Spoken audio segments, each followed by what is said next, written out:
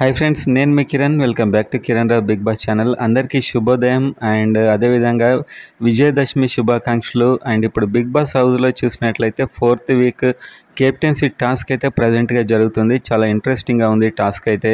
And video చూసే ముందు వీడియోని బిగ్ బాస్ ఫ్యాన్స్ అంతా గట్టిగా లైక్ చేయండి. అండ్ హౌస్లో ఓటింగ్లో ఉన్న వాళ్ళే కాకుండా ఓవరాల్గా మీ ఫేవరెట్ ఎవరు అనేది కామెంట్ చేయండి. ఎవరి నేమ్ ఎక్కువగా వస్తుంది చూద్దాం. అండ్ సబ్స్క్రైబ్ చేసుకోండి ఎర్లీగా అప్డేట్స్ తెలుసుకోవాలంటే. వీడియోలోకి వెళ్ళినట్లయితే కెప్టెన్సీ టాస్క్లో అయితే కళ్యాణ్ నిన్న చాలా బాగా ఆడాడు. టాస్క్లు చాలా ఇంట్రెస్టింగ్గా ఉన్నాయి.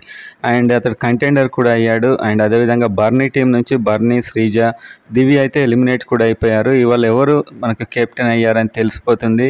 ఆ తర్వాత వెంటనే ఒక వీడియోలో అయితే మీకు చెప్తాను. అండ్ ఓటింగ్లో టాప్లో ఎవరు ఉన్నారు, ఎలిమినేషన్ జోన్లో ఎవరు ఈ వారం ఉండబోతున్నారు అనేది ఇప్పుడు చూద్దాం. సో అన్ని రకాల ఓటింగ్ పోల్స్లో అండ్ అఫీషియల్లో కూడా సంజన టాప్లో ఉంది. ఒక 23% పైన అయితే వస్తుంది. ఆ తర్వాత ఫ్లోరా, దివ్య అండ్ రీతు వీళ్ళందరికీ ఒకటే రేంజ్లో ఓటింగ్ వస్తున్నట్టయితే తెలుస్తుంది. అండ్ లీస్ట్లో ఉంది మాత్రం హరీష్ అండ్ శ్రీజ. అండ్ కొన్ని పోల్స్లో శ్రీజ కాస్త పైన ఉంది.